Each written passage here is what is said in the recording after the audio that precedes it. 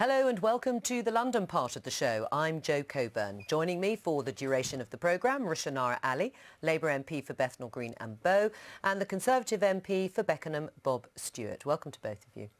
I want to begin with the news that another Labour politician has announced she is standing down. Heidi Alexander, MP for Lewisham East, is joining the team at City Hall to become Deputy Mayor for Transport.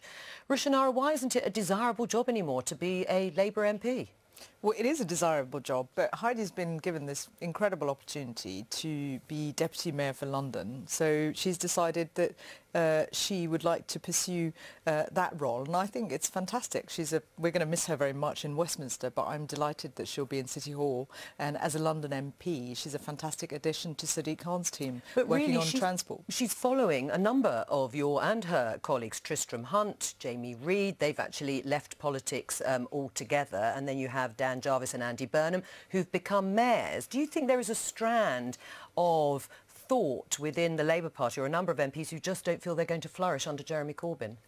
I think that's unfair, actually, because each of these choices are different, and the move towards people going off to be mayors, for instance, is about wanting to make a difference in the regions that they're from. They want to get their, get stuck into the job of delivery, and to some extent it's a function of us being in opposition, actually, because we went into politics to make a difference, and it's there's no question that it's frustrating being in opposition. So if you've got an opportunity to get into government, whether it's City Hall or being a mayor in another region, then it is inevitable that people are going to want to take up some of those roles, and I think it's fantastic that we've got so many colleagues who are going into those roles. Obviously, I don't want them all to start departing Westminster. I mean, are you worried about that? I mean, can you flourish under Jeremy Corbyn? Well, look, I'm really proud to represent my constituency, which I won back in 2010 from George Galloway's party, and I really love my job. I feel incredibly privileged to be able to be a Member of Parliament. But are you so I have no intention of not continuing to do that job. And can you flourish? Can your career flourish under Jeremy Corbyn's leadership? Well, I've been working very hard in my role as a Member of Parliament, and I will continue to do so. I mean, Bob, when we're talking about Lewisham, Heidi Alexander's seat, I mean, there's no chance for the Conservatives anyway there, is there? Absolutely clear that we will win that seat. No doubt about it. Based on what? Based on the fact I've just said so. Right. But No the answer is, evidence. you are probably right. There is no chance there. I mean, she's got a majority of something like 26,000, 20... It's a significant, but, I mean, it's a significant majority, frankly, you're right. There will be a heck of a lot of people in the Labour Party that would like that seat. So watch the scramble. All right, we'll leave it there. Now, London is in the middle of an epidemic of violent crime. The police, the Mayor's office and Londoners are desperate for a solution to end the bloodshed. But what is being done? Sebastian Ash has more. First knife crime victim. Spike in violent crime. Shot dead while playing football. 15th teenager to die on London streets. Another violent week in London. It's a story that's become all too common. Another stabbing, another shooting on London streets. So far this year, more than 60 people have been murdered in the capital, over half of them under the age of 25. Many more have been injured. The debate rages on about the causes of this upsurge in violence. City Hall point to the impact of police funding cuts by central government and cuts to youth services, but they say they will plug the gap. The Mayor's also announced a Young Londoners Fund to ensure that we're not just looking at how do we tackle this violence through enforcement, because the police can't do this alone, but we're putting in the programmes and projects that will enable young people not to get involved in crime and violence. But you know what's going on here, just as much as I do, don't you? As violent crime rises, City Hall has also pledged to increase the use of intelligence-led stop and search. Really good to see you. How are you? Something the Mayor had previously promised to reduce. Londoners will be following closely to see what impact that has. Joining me, Dr. Anthony Gunter, a criminologist from the University of East London, and Liberal Democrat peer Lord Paddock, former Deputy Assistant Commissioner of the Metropolitan Police. Welcome to both of you, and of course my other guests are here too. Anthony, can I start with you first of all? Have local communities been forgotten by politicians? Most certainly. There's no votes in it for them, so you're seeing the effects of long-term neglect in terms of this issue, as far as I'm concerned. Right. Do you see that, Rushanara? There are no votes in it for Sadiq Khan, and so it's not worth actually grappling this issue? I don't agree with that, but I do think that you know, the epidemic that has is taken hold of crime, particularly knife crime, is a massive issue, and we need national government investment working with local authorities and the London Mayor, and that is, you know, we're not going to address this issue until we have resources but also proper partnership between the different agencies, including local communities. But there's a lot of fear at the moment, and understandable fear given what's happening. Right. What do you say about it being just about the issue of investment at a national level? Well, first of all, it is an epidemic. This has been an ongoing issue for a number of years now, over a decade, and it is about a lack of investment in education, in housing, and support for young people. I mean, what you're seeing is these young people who live in a twilight world, who are forgotten about, have no future, and the way they seem to make sense of their life is by engaging in violence, and almost like film scripts, that their world is almost like a Hollywood movie almost. Right. That's what we're seeing. So these are the causes, and national investment and more resources from your government would help deal with the causes. Well, I hope so. I mean, let us try. It's not just as simple as that. Obviously, it's an extremely complicated thing. Why are people carrying more weapons? Why are more young people being killed these days? I agree it's part of what you just said, Professor. I agree with that. But I'm just wondering, what sort of investment do we want? We really would like to see an immediate result, but I don't know how you can get an immediate result. You can start off by increasing police numbers. We've seen nationally a reduction by 21,000, and I've seen a third of police officers reduced in my own constituency, and that has direct consequences and fatalities. Do you accept that has direct consequences? Yeah, I mean, of course, having more policemen on the streets would help, yeah. And right. So it would be very nice to have more policemen, if we can. Right, and you would agree with that, Brian? I think community policing is where we need to invest. That's not just increasing the number of police officers, but the number of police community support officers who were the ones that didn't carry the tasers and the CS spray and all the rest of it, who were the real bridge between communities and police officers who are increasingly looking like RoboCop. They have been completely decimated. I was talking to a former commissioner only yesterday who was saying that they've just wiped out the PCSOs in London, and they were the people who would build a trust and confidence amongst communities with the police, which leads to intelligence about who the knife carriers are, and therefore the targeting of stop and search more accurately. Right, so who is accountable for that, Rushanara? Well, it's the national government. They made the cuts, and Boris Johnson, Boris Johnson was in power for 8 years. He was behind these cuts with national government. Sadiq's been in power in the last 2 years, and so the Tory government assigning blame on the new mayor when all those cuts were instituted by the previous mayor and the national government is disingenuous. Anthony, but we need to move on and deal with the problem. What do you think about the blame game that goes on here? You know, you speak to the Conservative and Labour politicians, particularly in this case. They blame the previous administration rather than looking to themselves. Yeah, it is a political football, this issue of knife crime. The whole political class is culpable for this issue.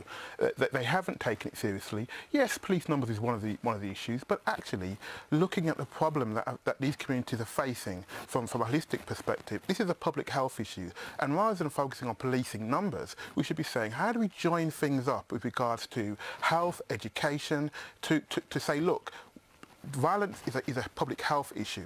Let's get educators and community together to deal with this. Right, and a little bit like the situation in Glasgow. In fact, we have on this programme talked about looking at the example there where they did have a sort of zero-tolerance attitude and looked at the public health side. But Glasgow, I mean, is police-led. I mean, it's a World Health Organisation initiative public health agenda, which the police play a secondary role and not a lead role. And that's what we should be looking at with this. Right, and you talk about, Rushanara, blaming Boris Johnson, the previous Conservative mayor, but the current mayor of London, with a huge personal mandate in British politics, with this happening on his watch in his city, how much responsibility rests on his shoulders? Well, he is taking responsibility. How? He's allocated funding, 40 million in youth provision. He's also providing additional support to the police, but the government decided not to increase spending in the police force, despite the Met Chief campaign, you know, making the case with the Mayor of London and members of Parliament those messages fell on deaf ears. So we'll keep trying. Sadiq Khan and the rest of the London MPs will keep trying to apply pressure on the government to increase the budget, policing budget. But the idea that the national government is listening is laughable, and we really need them to listen to the concerns of Londoners and the Mayor of London when he consistently makes that representation for extra resources. Brian, how much responsibility do you think? I mean, you're a former police officer and, you know, you've seen the political situation. How much does rest on the current Mayor of London? Well, 60% nationally of police funding comes from central government, only 40% from local government. So that puts, you know, 60-40 where the blame lies in terms of reduction in police numbers. But also what you've got to look at is the reduction in funding for local authorities. Yeah. These young people are going into gangs because they want to belong to a family. They want to belong to a group. You've got to provide an alternative, a positive gang for them to belong to. So you've got to invest in youth clubs, you've got to invest in activities so that they don't get drawn into these violent gangs. I mean, Bob, investment we've talked about. We've also just listened to Brian there saying cuts to local services and local authorities have contributed to this situation. Do you think if the victims were more often white, politicians would listen more? No, I hope not. I hope it's just exactly the same, but you're smiling. I hope not. I mean, I'm not actually blaming anyone. I just think we should actually get it sorted, and I think we need to have a political consensus on this. We need to have consensus all the way down, because this is clearly a problem. Do not blame anyone. Let's actually try and get together. But someone has got to be accountable. Well, I mean, the Mayor of London is accountable because he runs the police in London. But you've just admitted there's not enough investment at a national level. You would like to see more police officers on the street. That must be a national government responsibility. Yes. And looking at cuts to local authorities, they claim they've been stripped to the bone. So whose fault is it? Well, I mean, the government is not trying, does not want to cut down on these things. It just hasn't got the money. Can I just make taking up what you've just said, Joe, about black and white, I think the more pertinent question is, if Conservative voting parents' children start being murdered, as we are beginning to see as county lines, the exporting of the drug market to surrounding suburbs, and it starts affecting Conservative voters, then the Conservative government will take it more seriously. Look, we need to get away from this idea of gangs and drugs. Look, this violence is a lot more complex than this simplistic policing, drugs, county lines nonsense, as far as I'm concerned. You know, young people are carrying knives and getting involved in violence just like they are in Liverpool or Middlesbrough. They happen to be white, just like men who are beating and murdering their wives.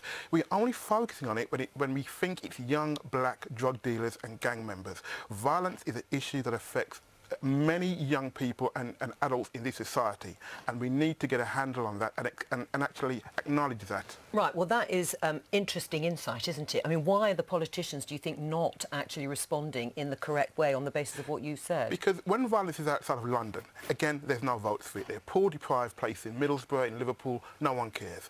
The only reason why it becomes an issue is because we think we have the Bloods and the Crips in London, young black people and crime, just like young Muslim people and terrorism and radicalisation. It gets people's attention. It gets people to think, ooh, what's happening here?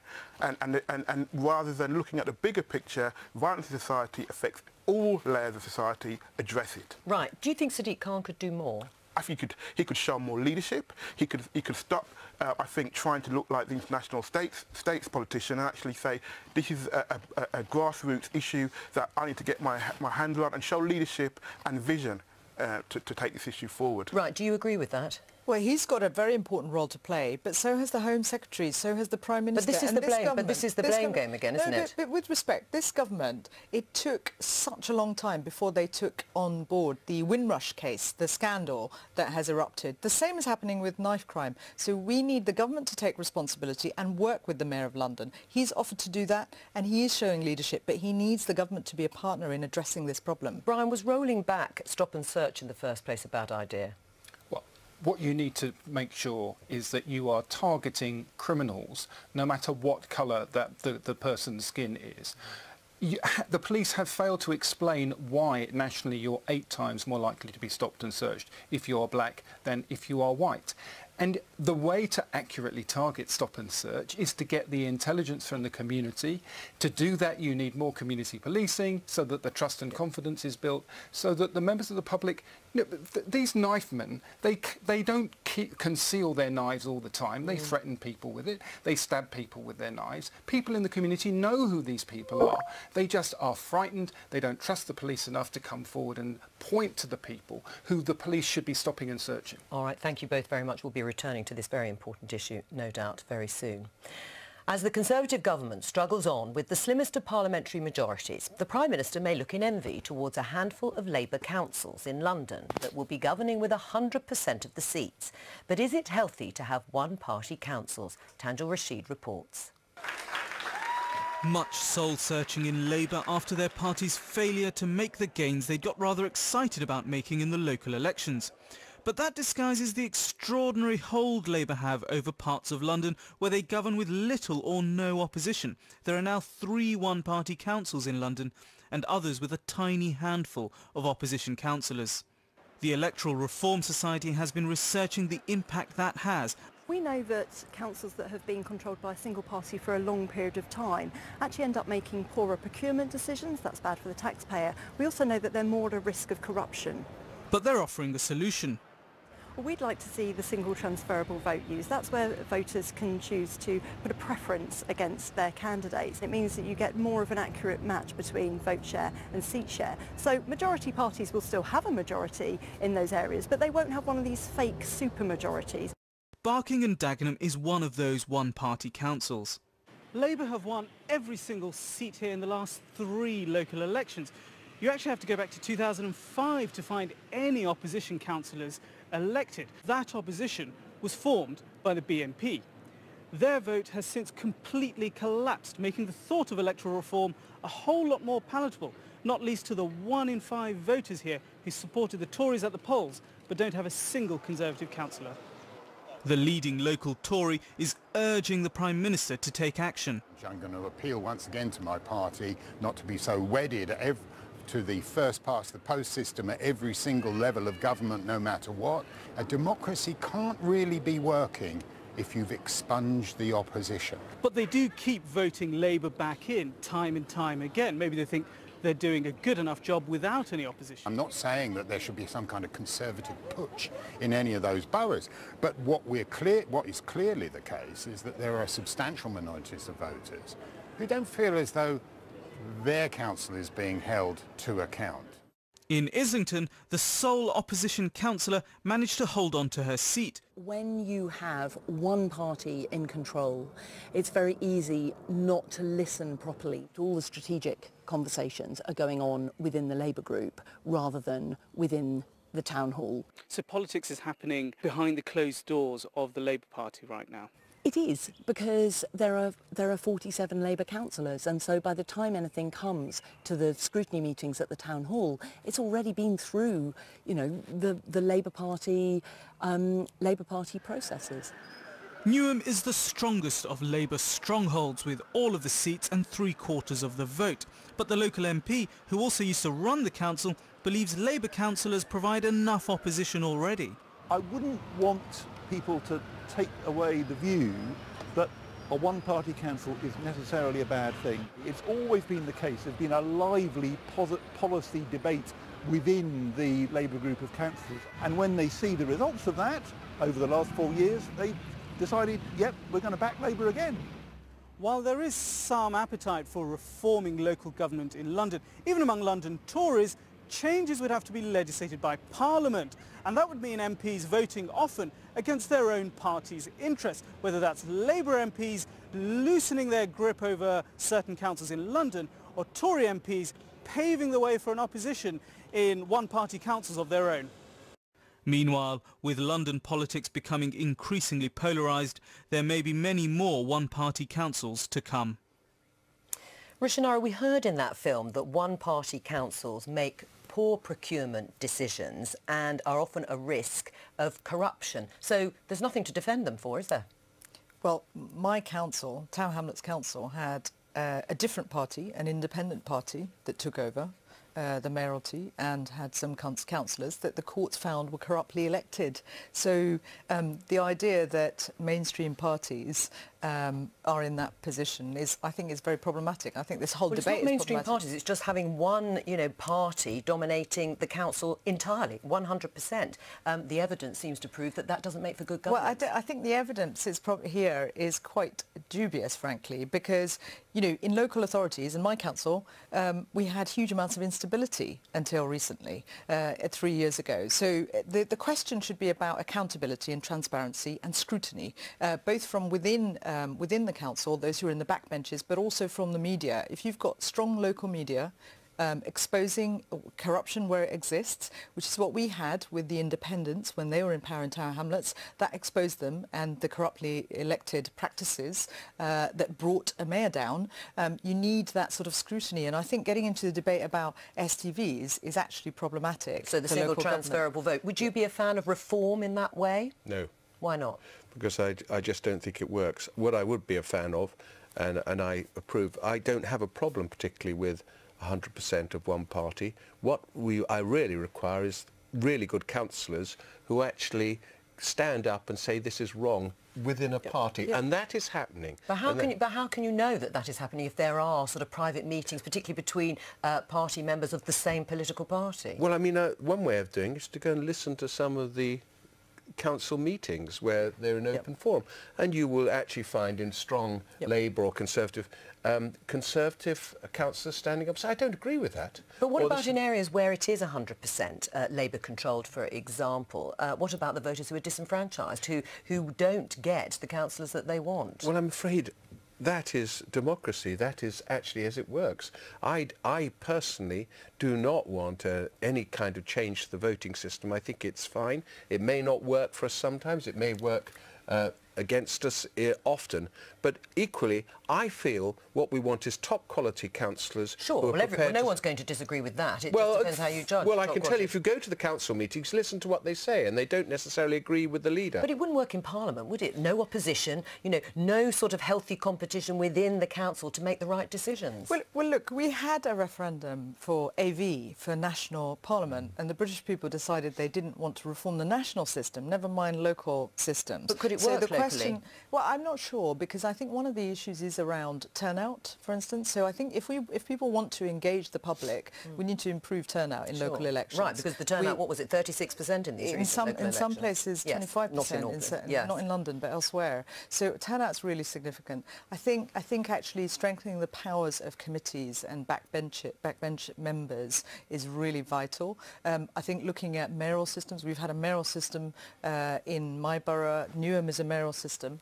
That can serve communities well, because it gives where you've got a good group of people running the council, but it can also be problematic. So you have to have much more scrutiny built into the system. Well, that's all we've got time for today. My thanks to both of you for being my guests, and with that, it's back to Sarah.